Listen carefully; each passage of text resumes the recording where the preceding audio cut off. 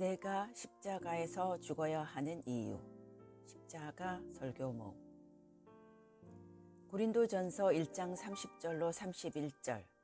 너희는 하나님으로부터 나서 그리스도 예수 안에 있고 예수는 하나님으로부터 나와서 우리에게 지혜와 의로움과 거룩함과 구원함이 되셨으니 기록된 바 자랑하는 자는 주 안에서 자랑하라 함과 같게 하려 함이라.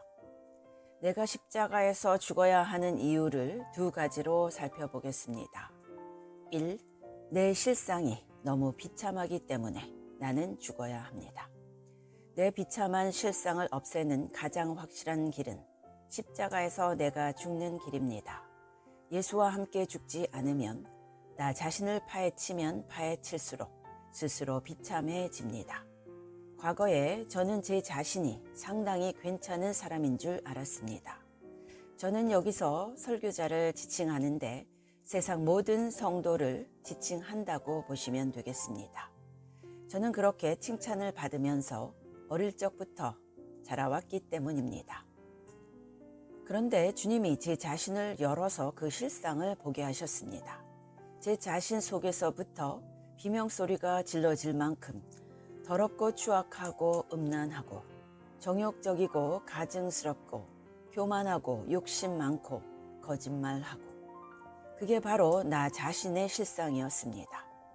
그래서 어떤 분이 아주 이해 잘 되는 예를 들었는데, 가끔 길을 가다 보면 한 10에서 20년 동안 뚜껑을 닫아 두었던 맨홀이나 복개천이 있는데 하수구가 막혀서 할 수 없이 그 도로를 파헤치고 그 복개천 도로 밑에 있던 하수구 뚜껑을 열 때 그 안에서 10년 이상 묵은 시커먼 오물들이 나오죠.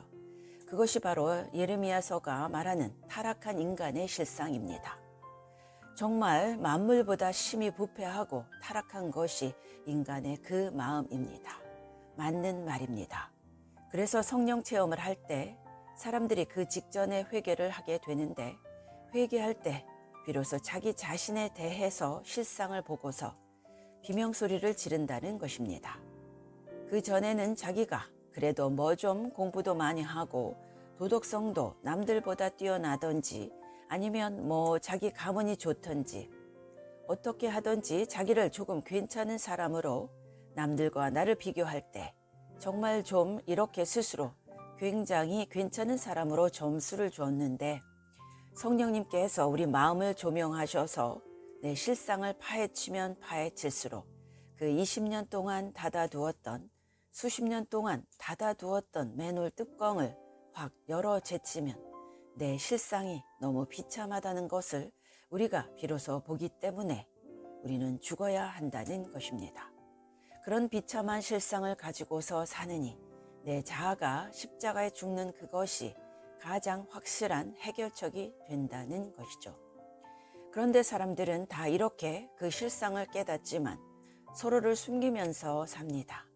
숨기고 감추고 누르고 덮고 위장하고, 그렇게 살아야 적당히 인간관계가 유지되기 때문에 나 자신만 다 이렇게 드러내고 공개했다가는 큰일 난다고 생각하기 때문에 대충 다 가리면서 숨기면서 삽니다.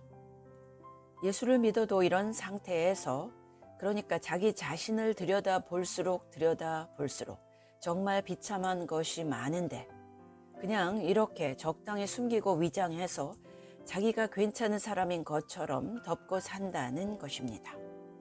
그런데 이런 상태의 삶은 심한 열등감, 두려움, 좌절감에 늘 사로잡히게 됩니다. 예수를 믿어도 자유하지 못하고 열등감, 두려움, 좌절감, 즉 자아 중심적, 옛사람 중심적으로 여전히 산다는 것입니다.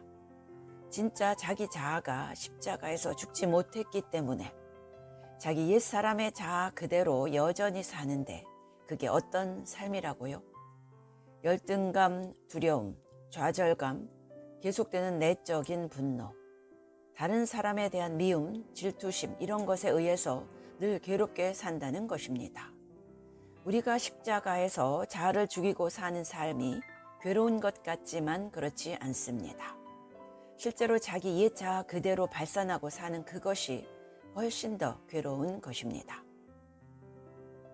그래서 고린도전서 1장 30절에 예수 그리스도는 우리에게 지혜와 의로움과 거룩함과 구원함이 되신다 그랬는데, 그런 복음의 혜택을 우리가 받아 누리며 살아야 합니다. 내 지혜로 살아서는 안 되는 것이에요. 예수 그리스도의 지혜로 살아야 되고요. 내 의로움으로 사는 것이 아니라, 의로울 게 뭐가 있겠습니까? 온갖 추잡한 것들이 다 유전되어 내려오고 아담으로부터 물려받은 그 죄성과 원죄가 다 있는데요. 그래서 예수님의 그 의로움의 겉옷, 거룩함의 겉옷을 우리가 덧입기 위해서라도 먼저 되어져야 할 일이 내 자신이 십자가에 못 박혀야 한다는 것입니다. 자, 그래서요, 내가 십자가에 못 박혀야 하는 이유라는 제목으로 살펴보고 있는데요. 첫 번째, 내 자신이 너무나 비참하기 때문에 나는 죽어야 합니다. 죽으면 깨끗한 것입니다. 두 번째, 내 속에 하나님의 형상을 회복하기 위해 나는 죽어야 한다는 것입니다. 2. 내 속에 하나님의 형상을 회복하기 위해 나는 죽어야 합니다. 내가 죽고 예수로 살면 창조의 원형이 회복됩니다. 내가 자기 십자가를 지고 주님을 따르면 내 삶 주변에 에덴 동산이 회복되는 것입니다. 그런데 안 죽으면 귀여운 새끼 호랑이가 커서 나중에 맹수가 됩니다. 우리는 근본적으로 타락한 성품을 가지고 있습니다. 늘 교만하고 늘 자기 자랑하기 좋아하고, 그러다가 자신 실상을 한번 자기 진 면목을 보게 되면 완전히 또 좌절하게 되고, 이런 상태로는 하나님께 영광 드리는 삶을 살 수가 없습니다. 그런데 내가 예수와 함께 이미 죽었다는 사실을 받아들이고 나면 정말 놀라운 역사가 나타나는 것입니다. 그렇게 자아가 죽고 이제 예수님과 함께 사는 사람으로 부활되었을 때, 그것은 나 자신을 들여다보면 볼수록 황홀해지고 괜찮은 사람이라는 생각이 예수 안에서 비로소 들기 시작하는 것입니다. 그래서 진짜 예수로 죽고 예수와 함께 다시 사는 사람은 2001년을 살아도 연말에 돌이켜보면 금년 한 해를 참 잘 살았어. 2002년을 살아도 연말에 되돌아보면 금년 한 해는 내 인생의 최고의 해야. 그러면 이듬해 2003년이 이제 슬슬 걱정되는 것이죠. 내년에는 피크를 지나서 하얀 곡선을 그리면 어떻게 할까? 아닙니다. 2003년에는 더 놀라운 삶을 살게 되게 되는 것입니다. 자기 실력으로 사는 삶이 아니니까요. 그럼 또 이제 걱정이 될 수도 있겠죠.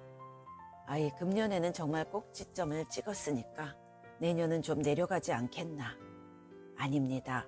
내년 2004년에는 더 하나님이 열어주시는 그러한 놀라운 한 해가 될 것입니다. 예수 안에서 계속 성장하는 것입니다. 그리고 하나님 나라 안의 풍성함을 더욱 크게 누리는 것입니다. 부자가 된다는 그런 소리가 아니라 예수 안에서 하나님의 지혜로, 하나님의 의로움으로, 하나님의 거룩함으로 내가 한 해를 잘 살았구나 하는 것입니다. 이런 삶이 10년, 20년 축적이 되고 누적이 되면 자기가 살아온 10년을 되돌아보고 자기가 걸어온 20년을 회고해 볼 때 후회할 것이 없는 하나님의 은혜로소이다.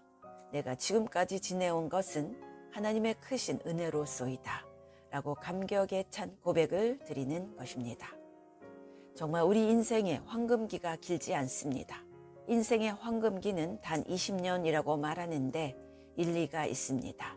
인생을 봄, 여름, 가을, 겨울 사계절로 비유해 볼 때 봄 20년은 육신적으로 성장하는 기간이고, 여름 20년은 40살까지는 자기 사회적 기반을 다지는 기간이고, 가을 60살까지 추수기는 20년밖에 안 돼요. 40살에서 60살까지 20년, 겨울 나머지 20년은 자기 인생을 정리하는 기간입니다. 인생이 80살 산다고 그러지만 실제로 뭔가 자기 능력을 발휘하고 열매를 맺는 기간은 20년이고 길면 30년입니다. 그 전에 준비하는 기간이 40년이고 그 후에 마무리하는 기간이 20년인 것입니다. 그렇기 때문에 인생을 정말 하루라도 허비할 수 없는데, 왜냐하면 짧으니까요. 추수기 황금기는 20년, 길면 30년 짧습니다. 그 20년을 후회 없이 가장 만족스럽게 살 수 있는 길이 무엇인가 하면, 내가 그리스도와 함께 십자가에 못 박혀서 죽어버리고 내 실력으로 사는 삶이 아니라 예수 그리스도께서 입혀주시는 지혜의 겉옷, 의로움의 겉옷, 거룩함의 겉옷을 입고 예수님의 형상으로 살아가는 그 삶이 완벽하다는 뜻은 아니고, 예수님의 인격을 본받아 계속적인 성숙을 하는 가운데서 되돌아보면 후회함이 없는 가슴 뿌듯한 그런 성공적인 삶을 그리스도 안에서 살 수 있다는 것입니다.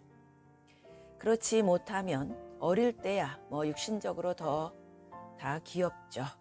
그러나 나중에 커서 자기가 맹수가 되고 괴물이 된다는 것입니다. 자연인은 다 그렇게 됩니다. 나이가 들을수록 더 싸나워집니다. 만약 십자가에서 내가 죽지 않으면, 그래서 내가 맹수가 되고 괴물이 되면 가장 괴로운 사람은 누구겠어요? 바로 자기 자신인 거죠. 그러고 나서 가장 괴로운 사람은 자기 주변 사람입니다. 배우자, 자녀, 부모, 형제. 그래서 어떤 사람이 말했잖아요.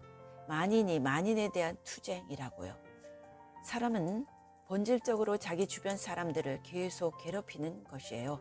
같이 집안에 살고 있으면 서로가 서로에게 무서운 맹수가 되는 것이지요.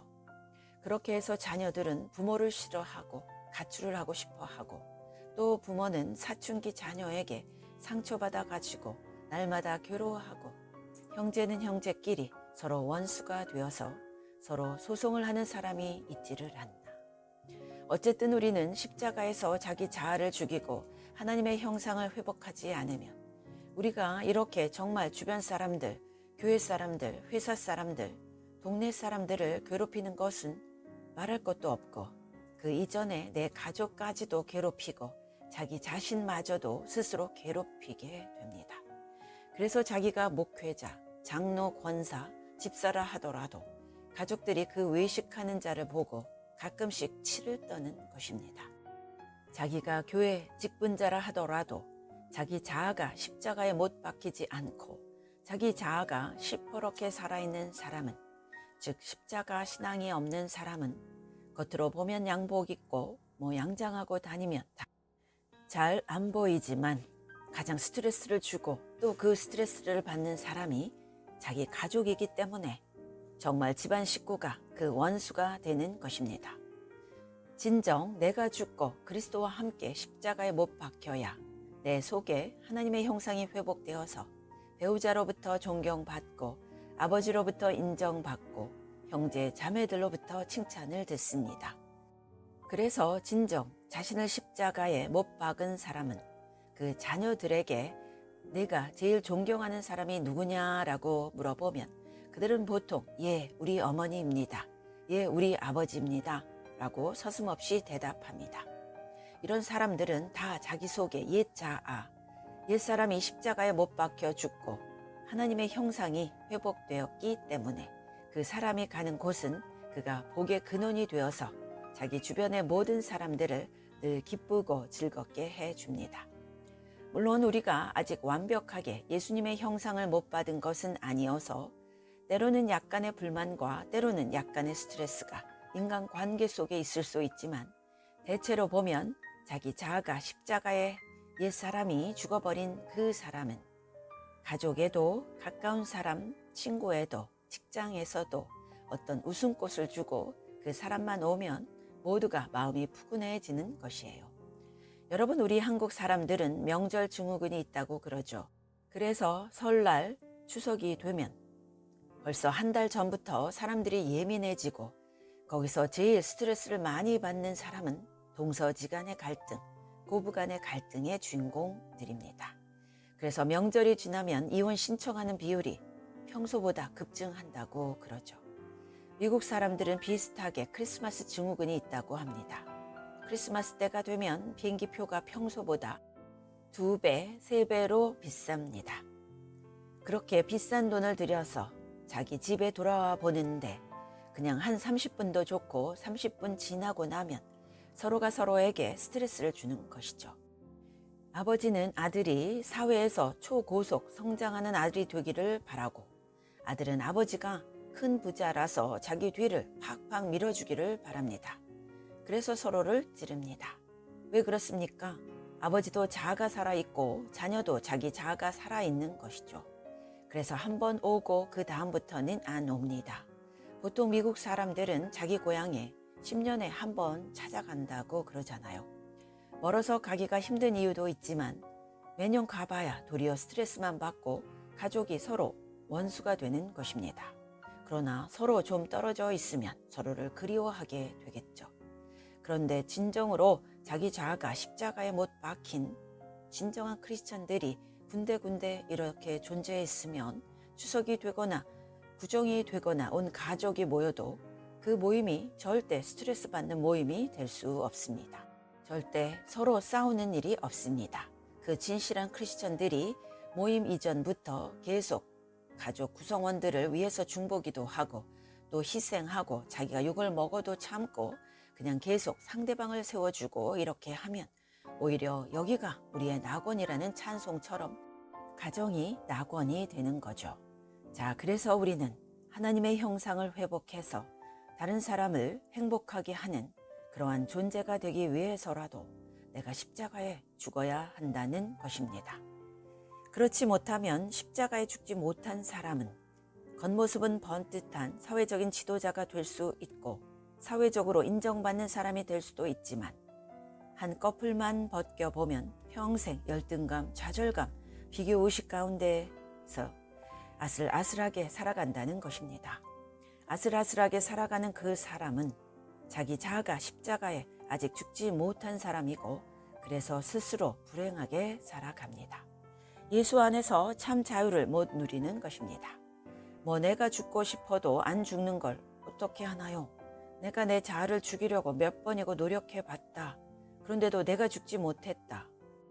이렇게 말하는 사람들은 어떻게 해야 되는 것일까요? 자, 여러분, 우리가 예수를 믿었다고 하루아침에 확 변화되는 것은 아닙니다. 여전히 과거의 죄의 잔재가 남아 있습니다. 관성의 법칙이라 그러죠. 몸은 움직이던 방향으로 계속해서 움직이는 것입니다. 우리 몸에 내 자아의 평소 습관이 육신의 뿌리 깊게 남아 있습니다. 그렇지만 본문 고린도전서 1장 30절을 암송하는 겁니다. 나는 죽었고 예수님이 나의 지혜가 되십니다. 나는 예수님의 지혜로 삽니다. 예수님이 나의 거룩함이 되십니다. 예수님이 나의 의로우심이 되셨습니다. 라고 우리는 여기면서 살아야 합니다. 그러는 가운데 점점 성화의 길을 가는데요. 예를 들어보지요. 만약에 어릴 때 아이를 잃어버렸다가 한 10년이 지나서 자기 집에 기적적으로 되돌아온 그런 아이가 있다고 가정을 해봅니다. 그런데 그 아이가 부모 집에 돌아왔을 적에 하루속히 그 집에 적응되는 것은 아니에요. 자기가 지난 10년 동안 길거리에서 거리의 아이들과 휩쓸려서 여태껏 살아온 과거 10년 동안의 옛사람의 습관이 있단 말입니다. 그렇지만 그 집에 돌아온 아이는 계속 자기 입술로 자기 마음속으로 어떤 사실을 되뇌어야 되는 겁니다.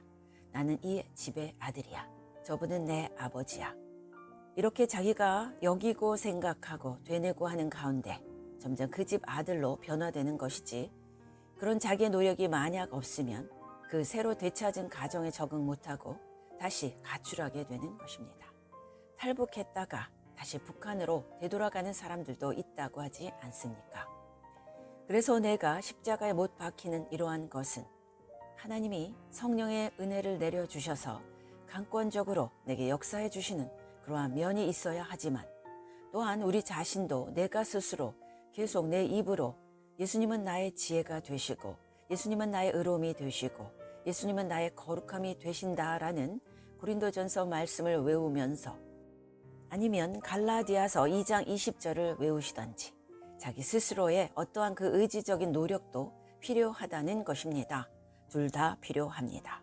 하나님께서 모든 것을 주관하시고 하나님께서 주관적으로 이니셔티브를 주시고 우리를 십자가에 못 박히도록 인도해 가시지만, 우리 매일의 삶에 있어서 자기가 그 하나님의 인도하시는 그 손길에 붙잡혀 가고자 하는 그러한 어떤 노력, 자율성이 있어야 된다는 것입니다. 여러분, 새들을 보면요. 새들이 참 머리가 나쁘다고 그러죠. 또 물고기들도 정말 머리가 나쁘다고 그럽니다. 그래서 금방 미끼를 먹고 낚시에 잡혔다가 다시 풀어주면 또 그 미끼를 문다고 그러죠.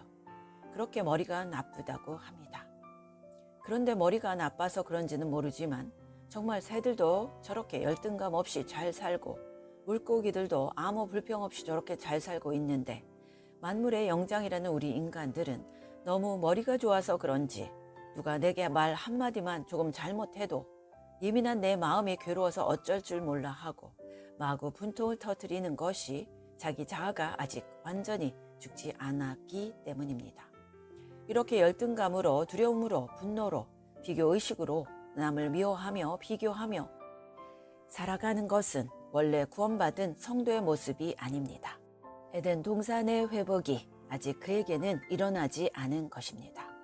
입술로는 자기가 신앙을 고백해서 내가 구원받았다고 생각하고 있는지 모르지만 진짜 구원의 혜택, 구원의 역사, 하나님 나라의 회복이 자기 마음에서, 자기 가정에서, 자기 삶의 환경에서 나타나지 않은 것입니다. 그러나 우리가 진정 자신이 십자가에 그리스도와 함께 못 박히고 이렇게 십자가 중심적 신앙생활을 할 때 또한 고린도전서 1장 30절을 암송하시면서 내가 십자가에서 죽었고 나는 예수의 지혜로 의로움으로 거룩함으로 오늘을 산다라고 할 때 그 사람이 구원의 삶, 하나님 나라의 풍성한 삶, 회복된 에덴 동산의 삶을 더 잘 살 수 있다는 그러한 뜻이 되겠습니다. 여러분, 예수 믿는 신앙은 지식이 아닙니다. 지적 동의가 아닙니다. 이것은 신비, 비밀, 초자연적인 기적입니다. 십자가 신앙은 가지면 좋지만 안 가져도 그만이다가 아닙니다. 나는 믿음으로 구원받았는데 십자가는 내가 몰라도 된다가 아닙니다. 진정 구원받은 사람은 즉 신비, 비밀, 초자연적인 기적에 의해 구원받은 사람은 반드시 십자가 신앙으로 살게 되어 있습니다. 참된 믿음의 증거가 그의 삶의 십자가 신앙으로 나타나는 것입니다. 그래서 내가 그리스도와 함께 죽고 사는 삶을 살게 되는데 어린아이가 모태에서 태어났다고 즉시로 뛰어다니는 건 아니잖아요. 처음에는 엉금엉금 기어다니고 그 다음엔 아장아장 걸어다니고 그렇게 하지만 그에게서 끊임없이 영적인 성장의 과정이 시작되고 나타나는 것입니다. 십자가의 삶도 하루아침에 우리가 완벽해지는 것은 아니고요. 그 성장의 프로세스가 일어나는 사람이 있고 그 성장의 프로세스가 아예 일어나지 않는 사람도 있다는 것입니다. 예수 믿고 구원받는 것은 내가 믿어야 하지만 동시에 내가 하나님께 받아들여져야 합니다. 믿는다고 무조건 다 구원받는 것은 아닙니다. 그렇게들 가르치는데요. 그건 자기가 하나님 주권자란 소리고요. 반드시 믿어야지요. 그러나 내 믿음이 하나님께 합격 도장을 받아야 합니다. 그 도장이 뭐냐? 자기 삶의 변화인 것이지요. 도덕적 변화가 아닌 초자연적인 변화. 십자가 신앙도 그 도장의 일부인 것입니다. 반드시 참 신자의 삶에 십자가 신앙이 미숙하나마 나타내게 되어 있습니다.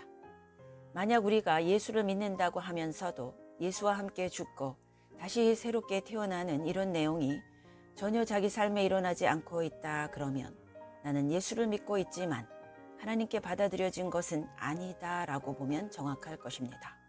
내가 예수를 믿었는데 그 믿음이 하나님께 진정으로 받아들여져서 구원받은 사람은 절대로 자기 자아의 모습 그대로 옛사람으로 살 수 없습니다. 그건 구원이 아니죠.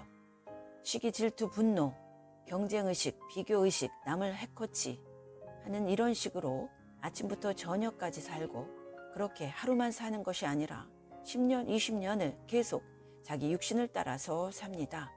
그래서 너희가 육신을 따라 살면 반드시 죽을 것이로되 그렇게 이 세상에서 지옥 같은 삶을 살다가 죽어서 지옥에 가는 것입니다. 그러나 예수님을 믿고 진정 변화되어 십자가 신앙으로 사는 사람은 그 마음에 강 같은 평화가 넘쳐 흐르며 샘물 같은 생수의 강이 흘러서 자기만 흡족하게 마실 뿐만 아니라 주변의 모든 사람에게 그 생수의 강물을 나눠주게 되어 있습니다. 그러는 가운데 오늘 고린도전서 1장 30절로 31절 말씀을 살펴보았습니다만, 나는 어떤 사람이냐? 하나님으로부터 태어나서 예수 그리스도 안에 살고 있는 사람이다. 그래서 예수님은 나의 지혜가 되시고 의로움이 되시고 거룩함이 되시고 구원함이 되신다. 그래서 나는 주 안에서 이러한 삶을 자랑한다. 이러한 삶을 자랑하며 사는 축복이 우리에게 이미 있는 가운데 이러한 신앙을 널리 전파할 수 있게 되시기 바랍니다. 아멘.